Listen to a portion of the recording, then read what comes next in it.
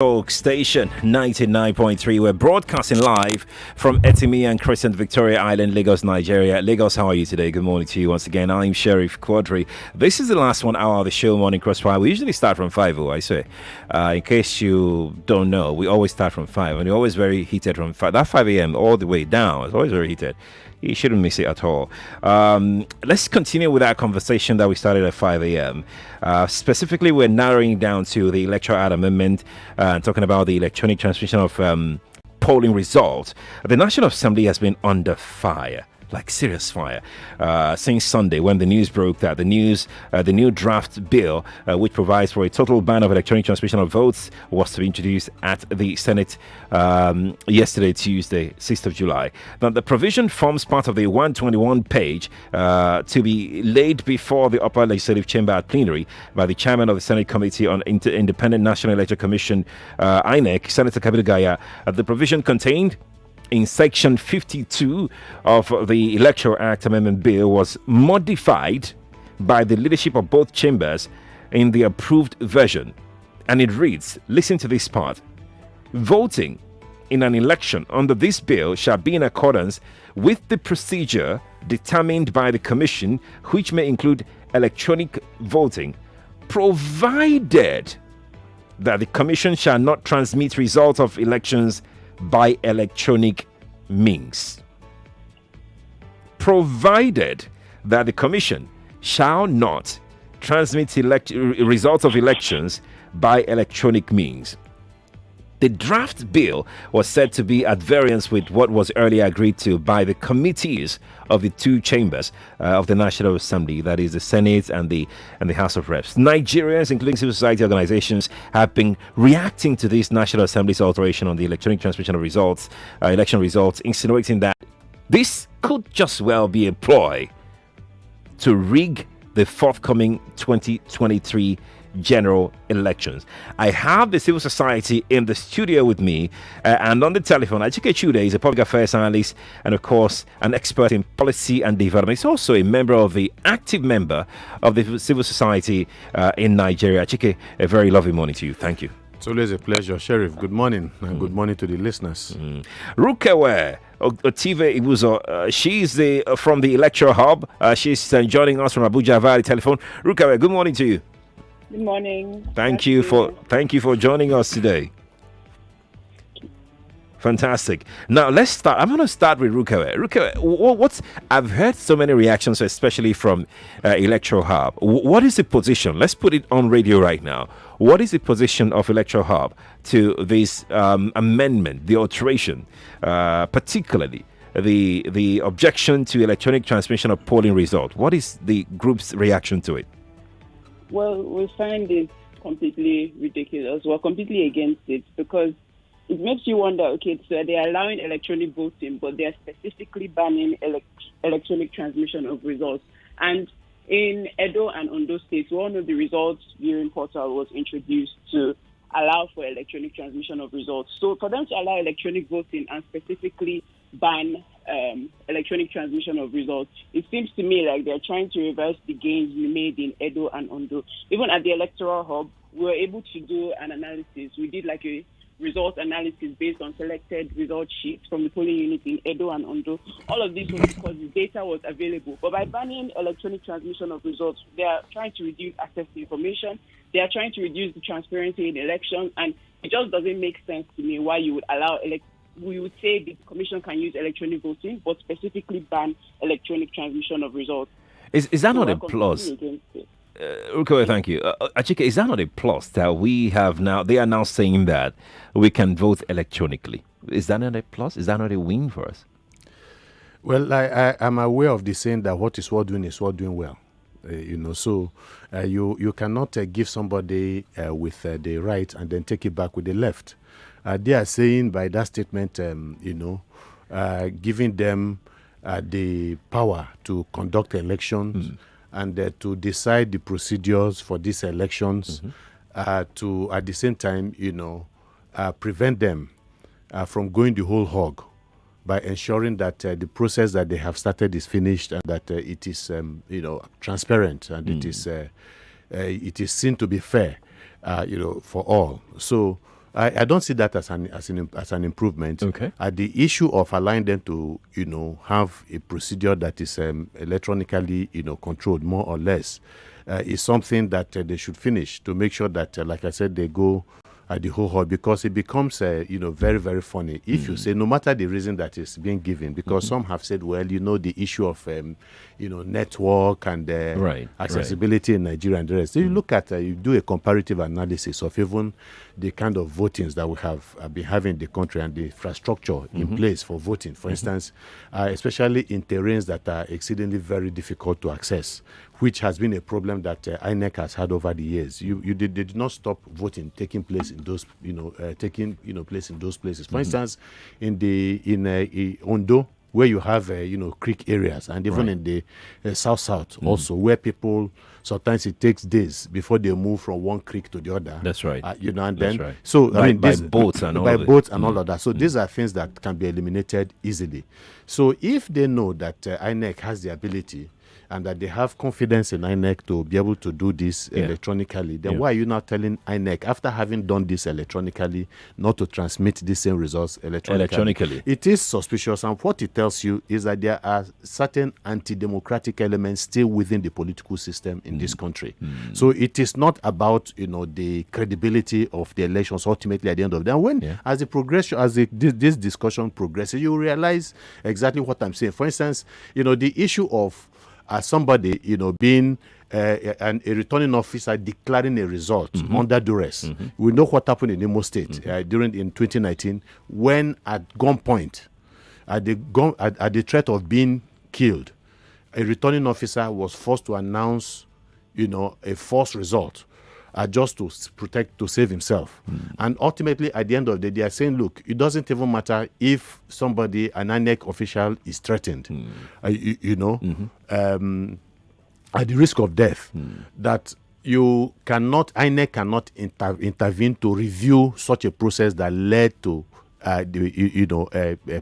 undue pressure being brought to bear on a returning officer. So the politicians are very, very okay with it, because they know ultimately, see, what they are trying to do is to make sure that the door through which they pass, you understand, that they can always pass it at any time. They don't want to close the door. The implication is, if during an election process, a result goes unfavorably against them, they can just as well kidnap the returning officer and get him to make a declaration that they have won the election, and then there's nothing INEC can do about it. That's what they're trying to say. We'll get into other areas of the amendment, but Rukawe, quickly, let me come to you on the electronic transmission of election results. The excuse put forward by some lawmakers, the ones that are in favor of this move, is that in some areas there could be lack of internet facility in some areas. What's your reaction to that?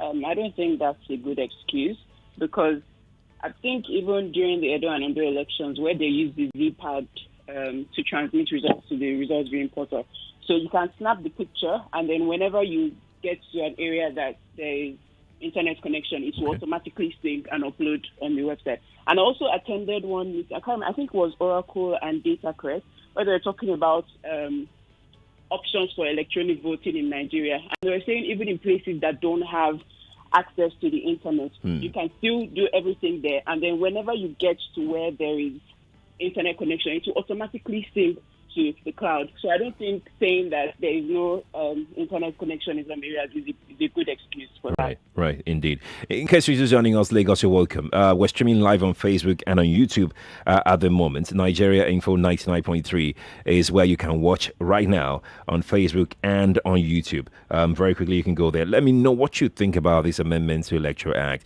Rukawe, I'm going to stay with you. We're going to move away from the electronic voting issue for a moment. Let's talk about diaspora voting. What is the position of Electoral Hub on diaspora voting for Nigerians come 2023? We've advocated for it in our papers before, saying that diaspora voting should be allowed, because if you look at the number of Nigerians who are in the diaspora, it's huge. And the Constitution guarantees the right to vote.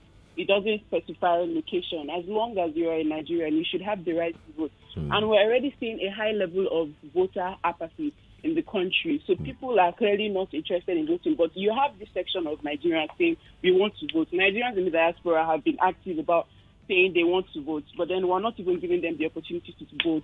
So not only do we have a government with a very poor mandate in terms of the number of people that come out to vote for them, but you're also further disenfranchising this group that has repeatedly said they want to vote.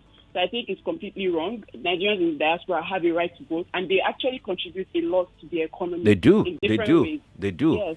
Billions So I of think dollars being remitted every year. So they should definitely have the right to vote, and they should be made allowed to vote. There are very many ways to do this. You can use the Nigerian embassies in their countries. There are many different ways to allow Nigerians in the diaspora to vote. So I think definitely it's an issue that should be addressed. Fantastic. Achike, what's your position on this as well? Diaspora voting. Yeah, I mean, absolutely. Look, we are in the 21st century, and we should be seen to be doing something that's in tandem with the times we find ourselves in. And this is the era of science of technology. Right. We must be able to use the whole gamut of technology to advance our electoral cause. And so I think it's a natural movement towards that. And, it is a natural movement, but then are we ready? Do we have what it takes to do it? I mean, we're talking about Nigerian embassies who can barely pay their bills. If that is the case, then we could also make excuses too. Are we also ready to conduct elections in the country? From 1999, if you look at where we have come from, we have come a long way. If you remember, from 1999, we were having spate of assassinations of, politically based assassinations, especially in the periods leading to elections, and that has stopped. Over time. So that's been an improvement. So in terms of insecurity with regards to that aspect of violence, right. That has improved. And then we had all kinds of security challenges during elections, ballot snatching and all of that, thuggery everywhere. That has gone down relatively well. I mean, to a very commendable level. Apart from even the fact that so much police, personnel is deployed for the purposes of election, which is not so okay, because it tells you that we've not exactly, made so much progress in terms of security. Right. But you can see that there is very, minimal ballot snatching, and that is because of the way elections have been conducted over time. So there have been, look, nobody is saying that you're going to get there in just one day, but it's a process. So we move from step 1 to step 2, and then from 2 to 3. And I think that is exactly where we are today. Right. We are in that process of using technology to also move frontiers. And you discuss with a lot of these INEC officials, and a lot of them are feeling good about the process, about the positives that have come out of some elections in this country. For instance, the Ondo and Edo state election, where we were also active players as observers. We have seen significant progress. We have seen, even in terms of turnout still continue to be low. But of course, again, a lot of it has to do with the deliverance of the dividends of democracy. People feel that the politicians have not been able to walk the talk. Oh, yes. Let's talk about those politicians. Yeah. In this amendment, we're hearing that there's been alteration as regards the limit of money politicians, candidates can spend towards electioneering or during the election period. For instance, the presidency, if you're running for the president, it's been moved from 5 billion naira to 15 billion naira. People are worried, Achike. Why are people concerned about this? The same goes for governorship. There is an amount that have been increased, the House of Reps, senators, and the rest of it. Look, we know that... Is that something we should be concerned about? No, we should be concerned. I mean, if you look at where we are coming from and where we are now, if you look at our economic situation in the country, if you look at the poverty in the land, if you look at the inequality, all as a result of the, social economic contradictions of the Nigerian state, you will realize that this is a country that can ill afford to have this kind of expenses to run elections. Of course, we know the reasons why these things are being done, because We know that election in Nigeria is a do or die affair. We have seen that manifest in several instances. You don't think it's because of the inflation in the country right now, where everything has gone up? Oh, Dick, I can tell you that the politicians are very much ahead of us at all times. So they're also looking at that. They're also looking at inflation. They're also looking at the fact that perhaps that more politicians will try to outdo them when it comes to bribing the electorate, which is what they have always done. So I think they have factored all of these things. And so maybe in a way you could say that the present politicians who are doing behind this are also being pragmatic, that they need more money. So what it means is that for those who are looting the system, we loot much more from the system because they know that they need this money to gratify the voters, and ultimately at the end of the day you can be sure that they are going to recover the money. But beyond that is again, it goes to the heart of what we've always talked about, governance in this country, and how expensive it is to run elections. But again, the benefits for them outweigh even the monies that they are going to spend, because there's tremendous benefit for them. Oh, no, definitely not about Nigerian people. Otherwise, we will not be where we are today. So I think it is insidious, it is pernicious. Though you realize that INEC, even with the little monies, with the present situation in terms of financing of politicians for elections, that INEC has not been able to do so much in terms of curbing it. That is another discussion for another day. No, it's a discussion for now, because that's where I'm going to Rukawa on right now. Rukawa, so you've heard what Achike has said, right? And he's of the opinion that this will hurt the system more than any gain. My question is, it's not that anybody has ever arrested anyone for overspending in election. Let's face it, Rukawa. What was the last time you heard that someone was arrested for overspending during election period? So what is really the essence of capping this spending? Well, I think there are two issues. There's the implementation, but before you get there, you need to have the right legal framework. Because if you don't have the right legal framework, then what are you even expecting people to implement? How do you expect INEC to monitor it if the legal framework is effective? So the first step is to ensure that the legal framework is effective. Let's put a reasonable limit on the amount that these people can spend. After doing that, then we can now continue to engage with INEC, continue the advocacy. Okay, the Electoral Act says this, monitor it and impose sanctions. So that's the thing, Rukawa. The cap has always been there. And I'm asking, what's the effect of increasing it? Have you heard before that one politician was disqualified because he overspent? Right. It's always been there. The law has always been there. The framework has always been there. So the implementation is what I'm asking. Have you heard before that this has been utilized? This law has been utilized before now? Right. So that's what I'm saying. So it's usually not implemented, but we have to start pushing for implementation. But before we do that, we need to ensure that it's not increased, so that the work of INEC to monitor this will be more effective. Because if we're increasing it, the president spends more than 1 billion is still within the limits of the law. So you have to ensure that this cap is not first increased, so that we can now continue to push for these things to be implemented. We know they're not being implemented, but we're going to continue pushing for it to be implemented. But that doesn't mean it should now, because nobody monitors it, you should just increase it so that even if we want to start monitoring it, there are excuses why we're still within the limits of the law. Yeah, and just to lend credence to what Rukawa is saying, look, like she said, you must have a legal basis for which you're going to build an agitation around. And so, yes, you've made a point. That is very true. But again, like I just said, we are still growing. We are still moving from one, step to the other. And I know that even before now, that there have been attempts by different organizations, different groups within the civil society community to track expenses, of political parties and candidates. Right. Because we know that there have been, abuse of administrative resources all over the country. And you find out that, for instance, politicians, in a particular state, for instance, when you have a governorship candidate, a governorship election, where a governor, for instance, because he's the incumbent, denies his opponent the ability or the opportunity to use state infrastructure for the purpose of campaign, that in itself would be an abuse of state resources. Because if, for instance, a radio station, and that's why even for the media, NBC sets standards for media in terms of representation of different political parties. There must be a general representation. You cannot say because maybe the dominant political parties have the resources and the wherewithal, therefore, they are the only ones that must be covered. Have they ever been called to order before? Have they? I'm still Yeah, trying to. Are you talking about? The ruling party, the ruling class, okay. especially the ruling political So party, right from the No, inception. these are the issue. These because are they have access to the resources. You're absolutely right. These are the abuses that we're seeing. Why make the laws when you can't implement anything? Well, if the government will not, and it's part of the problem. Look at even the problem of because ultimately at the end of the day, it goes back to the people. What kind of government do they want? What kind of governance do they want? You're talking about the constitution.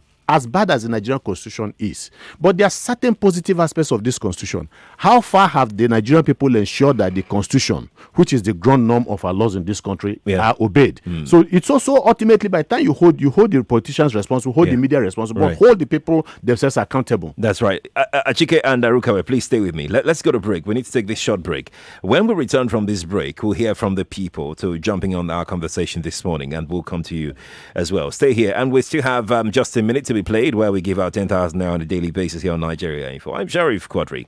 We're back in a moment.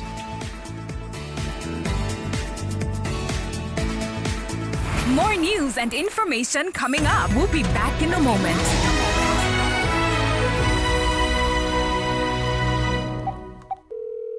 Apollo, my guy. How every now?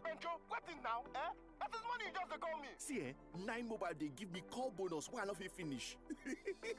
Now all my guys go here. If you never recharge your 9 Mobile line for 40 days or more, recharge 200 naira and above, and we go summer you 6 times your recharge and double data bonus. Apollo, my guy. Make you see. I go block you now. You go see him. Terms and conditions day. 9 Mobile. Oh yes! ShopRite, their big red carnival don't land yo. And this time around, or more, they want to scatter all those big prizes. Come help una save more money on top things than like 3 bottle of 5 alive, 780 abina 850 ml for 999 naira, 99 kobo. Come buy 4.6 liter power vegetable cooking oil for 4,999 naira, 99 kobo pere. You fit win up to 50% come up for your shopping with ShopRite, their big red carnival. Just buy any 3 products them, other things them when follow. Check the buy me and stand to win icon when they inside the flyer them. Conditions follow. All price then go last till July 11, 2021. I feel alive, so alive. When I'm with my best friends, indulging my tea exotic. Nothing makes my drink more than when the mixer is delightful, tea exotic. And after a long day, I wanna relax with the taste of my tea exotic. Indulge and get lost in the deeply satisfying taste of the Chi Exotic range of delicious fruit blends. Chi Exotic Nectar. I love the taste. Now available in can. There are 3 people whose calls I won't miss for the world. My mom. How are my grandbabies? My wife. Babe, I have this. And finally, Dele, my guy, who works at ARM. I can't afford to miss his calls. You see, Dele is always on my matter, informing me about investment opportunities before everyone else, so I can always be ready. He always has a new strategy to grow my money. The way he carries the matter on his head, you would think it's more than just his day job. But that's why Dele is my person, because he's invested in my tomorrow. At ARM, we want to help you achieve your goals, because when you succeed, we succeed. Visit www.arm.com.ng. ARM, invested in your tomorrow. You get money for account. You want take small thing inside. Just do cardless withdrawal with any Momo agent. Oga, madam, where is your card? I don't forget them for house. You fit do cardless withdrawal with any Momo agent. Anytime you need the money, but your card is there for yonder. Just go do cardless withdrawal with any Momo agent. Cardless withdrawal with Momo agent. With Momo agent. No card withdraw with Momo agent. Any Momo agent. Now you fit withdraw money even if you not hold your card for any Momo agents where they near you. Just dial *223# to take touchlight the Momo agent where they near your domot. Momo agent. Safe, fast, no wahala.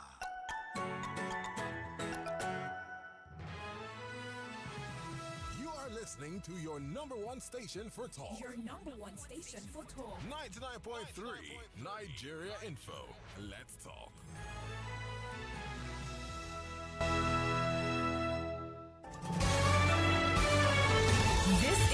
Morning Crossfire on 99.3 Nigeria Info. And we're back on your radio this Wednesday morning. Good morning to you if you're just tuning in. I'm Sheriff Quadry.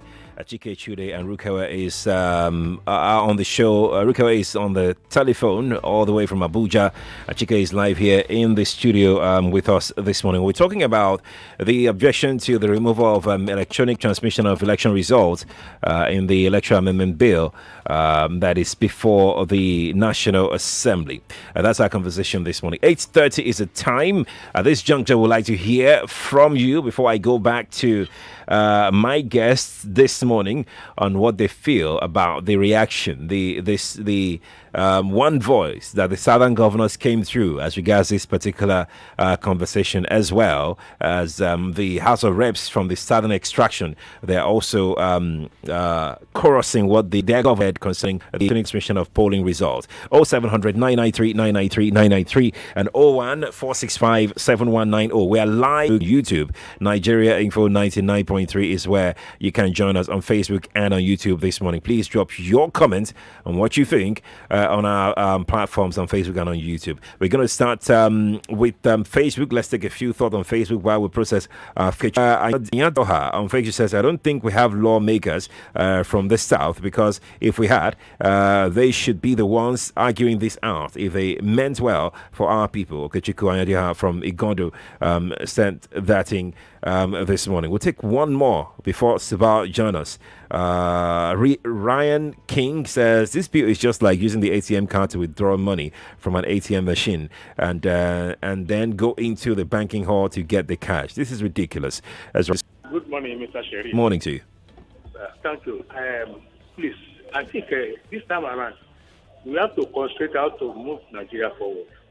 Not this stop nothing. About the president of really only about a year ago. The only thing I want us to do now is that let it Southern looking for a good candidate to present. Because as I'm looking at, if you look it very well, the ruling party is already shown president to the South. Are you with me? If you look all the contestants, they've not made any announcements, yeah. No, they are not making. But when you are already understand Nigeria politics. If you look at it now, look all the contestants on the platform of the party for national chairman. All of them come from the north. And the since Osirama left the place, the northern said the protest chairman. It is me that this is already shown president to the south. The only thing we need now, where you calculate Nigeria politics well, Southerners should be to concentrate and find a suitable candidate. You don't think the process that would result into having a president come 2023 is important, because that's what we're talking about. You're already jumping ahead. You're jumping ahead of the process. I'm a politician. I'm talking to you. Okay. If you saw the national chairman to the north, it is me that president comes to the south. That's what I'm saying. Subao, that's what I'm saying. That's not what we're talking about. We're talking about the process of having a president or a governor or House of Reps, which is the issue of electronic transmission of voting results. I knew. All of what you're talking about, because I'm listening about 3 days ago, you need that we are talking about a zoning president, and they say some governors. Okay, I think you're stuck on the zoning conversation. You are very passionate about it. Thank you for calling, though. Appreciate it. I really do. But let me come to my guests very quickly in the studio here, Achike and of course Rukawe on the telephone. Achike, what's your reaction to the governors from the southern part and their counterparts at the House of Reps singing the same song about their objection to the removal of electronic transmission of voting results? Well, it says a lot about those who are already denying that there was any such attempt to manipulate the process with regards to amendment. Of course, some people in National Assembly have been saying it's not so true, but obviously there is a lot of it's not just about smoke. There was substance to it, and the fact that the governors themselves, because these governors are also privileged to having certain information also in the country. So you have 17 governors, southern governors from the south, speaking in unison with regards to that. That means that they are also aware, of the plan to also scuttle that. But I think what is unique about it is that it's a refreshing intervention by the governors. You wouldn't have expected that at that meeting that would also form part of the resolutions that they are going to come up with. So that would mean that they are also worried about even the process itself. And again, but it should not just be something about the southern governors alone. We'd also hope that the northern governors also see merit, in the call by the southern governors, because it's a pan-Nigerian call. It's about improving, our electoral processes in the country. So I think it's a fantastic thing, and it has a way of putting the right kind of pressure on the system. And then, and it's also good that the House of Representatives members in National Assembly also followed suit, because there's usually a good working relationship between the state governors and members of the Senate and the House of Representatives. And so you would have expected that their resolution would also percolate all the way to the membership of National Assembly, and this is what we have seen. Exactly. Rukawe, let me come to you about the stands of the senators from the southern extraction, because this conversation is getting wider and wider by the day.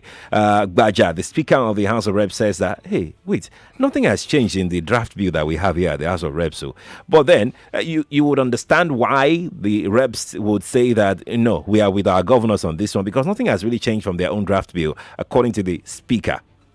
But then the news now is about the Senate. The senators from the southern extraction, they have not said anything. Could it be possible? Could it be true that, yes, indeed, something has changed? Could it be a fact, or we're just dancing to a rumor that electronic voting has been removed from the Electoral Act, or transmission of results electronically has been removed from the Electoral Act? Are we just playing to the rumor here? I think with things like this, something is inevitable that you get conflicting information. We've seen a lot of credible sources, a lot of things that add credence to the notion that these things have actually been removed. Like you said earlier about the governors, the southern governors, the legislators. I mean, if they wouldn't also be playing to rumors if they didn't have some, inside information about these things. So I think, of course, there will be conflicting information, but with what we've seen and heard so far, I think there's a really strong ground to believe that there has actually been some sort of manipulation in this bill. What do you think, or what do you think could be responsible? I mean, I'm talking very logically here. Why would someone? Yes, the excuse of lack of internet facilities in some areas of the country has been put forward, and you have rightly said, this is not strong enough as an excuse, quite flimsy. But what could be the end game, in your opinion, as someone who is a stakeholder in the electoral process? What do you think could be the end game? Well, I can't see any other reason for putting that, apart from wanting to, manipulate the results, and perhaps the internet to sneak it in without hoping that people will not realize, because the section 52 is almost the same, apart from that proviso that says, provided that the transmission of results shall not be electronic. And if their worry was truly that Nigeria is not ready for electronic voting, we don't have the right facilities, then they would not have said the commission may use electronic voting. Yeah. But that specific prohibition of transmission of results seems to me like there's some plot to try to manipulate the results. So after voting, before it is transmitted. That's the only reason I can possibly think of. Indeed. Some people are worried about what electronic transmission of results could actually do to their political ambitions. And we saw a sign of it, a little bit of it, in the build-up to the 2019 election. Of course, you remember that there was an attempt also to amend the electoral laws, and there were a few amendments that kept on going from the National Assembly to the presidency, National Assembly to the presidency. Each time the presidency sends it back, and then it goes back again to the presidency. That's right. They sends it back again until it became too late for the president to do anything about it. And the excuse was that, well, between now and then, and the discussion then was also about this transmission of results. And, then what the presidency said at that time was, well, it is too late between now and when the election will be conducted for us to admit, transmission of result. And then the president didn't allow that, but he said, well, hopefully that before 2023, that electronic transmission of results should be part of the electoral system before he leaves office. So he didn't want to be a part of it, because he was a contender for the election that was going to take place in 2019. But was more comfortable, according to him, he will be more comfortable if it happens after he's no longer there. Don't forget the debate about the issue of a server when the matter went up to the Supreme Court. Was there a server or was there not a server? and all that. So That's right. the thing about That's it, right. just like Rukewe talked about, the viewing portal in the Ndo and Ondo election, which also added to the credibility of that election, That's right. is that once these results have been known, once the results are known and they are transmitted, there's nothing you can do about it. You cannot send your boys to carry the ballot boxes. But here's the thing, Ajike. Yeah. I get what you're saying. It eliminates the ability of anybody, the chance, opportunity for anybody to truncate the process, and in that chain of the voting, the booths to where the transportation of the results and all of that. But Rukewe, another area that a lot of people are pointing at right now is, are there risks involved in electronic transmission of polling results that we're trying to play down? Well, I think with not just electronic transmission of results, electronic voting, there are definitely risks involved. In terms of even like cybersecurity, if the system is hacked or if it even gets into the wrong hands, they can manipulate the figures, and then there might even be no way to verify it. But this is why, like I said, this is a problem of implementation, not the legal framework. The legal framework is not going to state how electronic voting should be done or what measures to put in place to reduce this risk. It comes down to implementation. There have already been ongoing discussions about, there are many things that you can do. I'm not really a tech person, so I can't really explain it. But I've heard people talk about it. You can track the trail, any information that's coming. You know who is putting it in, at what time, and everything. There are definitely risks, but there are also measures to reduce this risk and to virtually eliminate them. So this is a problem of implementation, not about the legal framework. And if we keep saying we're not ready, we will never progress. We will never know if we're ready until we try it. So I don't think that's a good excuse. I think we definitely have the resources. We definitely have the facilities. I talked about Oracle and DataCrest. I think they were doing it in collaboration with UCL. Even though the bill has not already been passed, just conceptualizing ways in which electronic voting could work in Nigeria. So we definitely have the resources, and I definitely think we're ready to do this, and it will increase the transparency of our electoral process. Fantastic. Let's go back to telephone quickly and take some more calls. Hello, good morning to you. Yeah, good morning. Good morning to you. Yeah, just a quick one. Electronic transmission electronically, is so absurd. In this our cyber security threats in Nigeria, even some developed countries like America, I could recall, like America, we were told that time, although we don't know, but we were told that maybe some certain countries help some people, I don't want to be mentioning, some people to win elections. Let me come back to Nigeria now. We are still battling with this Yahoo of the thing. Just for our own local thing already. Now we are saying transmitting election electronically. I don't know how that can be possible, because I still don't get it. We are getting it wrong in this country. We are not there yet technically. Technically, where is the technical know-how? Okay. How are they going to do it? I mean, we should get it right, please. You feel that it may not improve that trust in the process that we're thinking that it will result into. Additional, Ayantoyinbo on Facebook says electronic voting is the only way to improve and correct our election. Why should we be living and operating as if we're in the 1950s, for God's sake?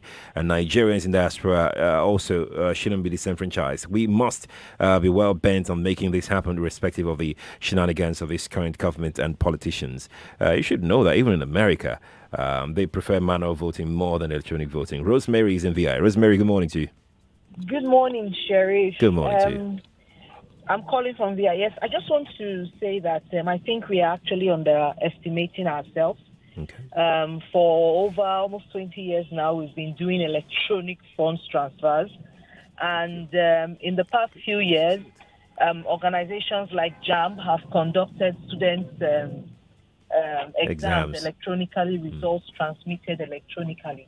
In terms of readiness, I think we are underestimating ourselves as a country. I think we're ready, and I think it's something we should go for. If we're going to allow electronic voting, then we should be able to transmit electronically, like your your participants have said. Right. I think we should let ourselves and let ourselves use the potentials that we have in this country, and I think a lot of good will come out from it. Thank you, Rosemary, for calling me. Sheriff, Rosemary has spoken my mind. Yeah. Look, I was just about to echo what some of the things she said. Look, I wanted to tell you, even you. Do you think it's the same thing? Do you think it's the same thing? Conducting exams and electronic transfer of money. I don't think it's the same thing. No, I don't think so. What would you prefer? I think if you had a choice, I think it's more complicated. If you had a choice, you would prefer not to transmit your money electronically. No, but you're doing that. People are transmitting millions. I think it's more complicated than just but we have been doing electronic, transmission of information every day in our lives. Do you know how many WhatsApp and all that? Do you know how many what do they call it now? Wire transfer fraud happens to our local banks that you don't get to hear every day. I'm just saying that it's not foolproof as we are. Nothing is foolproof. The other time, look, somebody once said, if you think you don't like the police, if you say you don't like the police, next time you have armed robbers in your house, call the thugs. Don't call the police. Don't call the police. Call the thugs. Call the area boys. Now the issue is it's about comparative analysis of both sides. Yeah. What are the drawbacks? What are the merits and the merits of each of them? You understand? And when you look at it, you realize that where we are going to, and that is where the whole world is going to. We cannot live in isolation. You understand? But everything that has a weakness has a strength, has some weaknesses. And so what are the weaknesses? Yes, you talk about potential hacking and all that, and all that. Of course, the compromise will be internal. It's not just somebody was talking about the American experience. It was an external issue. But we are talking about internal, processes. So as you're bringing up all of this, technology into play, you are also factoring that aspect. And so what you do is that you bring in the experts, whose responsibility and whose training it is to ensure that this process is relatively foolproof. You cannot eliminate life itself is a risk. Right. But for you to say, I'm not going to do this, because people are talking about state police today. People before now have always talked about the potential danger of having a state police. But with the prevailing situation in the country today, that seems to be the only direction that this country can go. And that is progress. We must begin to go right now. Ruka, you're still with us, I guess. Yes. Oh, fantastic. Let me hear from you your last words. So this looks like there is some kind of drama that we should be expecting, especially at the Senate. House of Reps, I don't think there's much to be discussed there because they have said that there's no change in their own draft bill. About the Senate, this looks like something is coming. I'm not saying that you should talk about this. I'm just saying that, look, what should be the focus of majority of Nigerians, because everybody is a stakeholder in a matter of election. What should be our focus right now? I think we just need to unite and continue to amplify these messages. We want electronic transmission of results. These are the things that we want in the bill. We don't want the limits on campaign expenses to be increased. I think if different stakeholders, like we've seen the Southern Governor Forum, we've seen some of the state legislators, the media, civil society organizations, donor agencies are also funding them. Everybody is coming together to say, we don't want these. I think if within the Senate, let's say whoever is responsible for putting these provisions, if they keep facing all of these pressures, I don't think they can have the right to say, no, this is why we want this and all of that, because it will also hurt their political ambition. If they are saying their constituents and everyone saying we don't want this, I think so. We just need to, different stakeholders, the more voices we have, the better for us. If we just keep amplifying these messages and telling them we don't want these provisions, I think it will really have the potential to cause change. Fantastic. Achike, still on the same question? What should be our focus as a people? Yeah, the people have spoken. The overwhelming opinion of Nigerians is that that is the way to go, a transmission of results. And I think that we have had some victories at the National Assembly. And the reality is that in spite of the misgivings we might have about membership of the National Assembly, we still have people who listen. And that was why civil society was able to defeat the bill on the social media bill. That was why they have not been able to have their way. The executive has not been able to have its way with regards to even the water resource bill, because Nigerians have risen in unison, and so some of them are listening. And I want to believe that ultimately, at the end of the day, it is the will of the people that will prevail. But just like Rukawa said, it cannot be that if we don't do our bit. We have to do our bit and to continue the resistance and to continue the education and the enlightenment of some of these people, because some of them, it would appear, do not seem to know what is going on around them. Yeah. Thank you, Achike Chude, policy development expert, and of course a very strong, active member of civil society in Nigeria here. Achike, thank you for coming on the show. It's a pleasure, always. Rukawa Otive Buzo is a project manager at the Electoral Hub. Rukawa, thank you so much for joining us on the show today. Thank you for having me. There you go, Lagos. That's all we got for you on the Crossfire today. Keep your eyes and ears open. The conversations are hot concerning the elections coming up in 2023, and you must, it's a must, that you be a part of it if you want a better Nigeria. I'm Sheriff Quadry. We're not done yet. Let's see if we can give somebody 10,000 naira, at least give somebody a chance to win 10,000 naira today on Just a Minute, brought to you by Nigeria Info. The Morning Crossfire with Sheriff. Tell me. I left my family to go and marry this lady. I paid money to bring her to my house. What? 99.3 Nigeria Info. We are more than just radio. Subscribe to our YouTube channel at Nigeria Info FM. Check us out on Facebook at Nigeria Info 99.3. Follow us on Twitter at Nigeria Info FM and on Instagram at Nigeria Info FM Lagos for live updates as it happens. 99.3 Nigeria Info.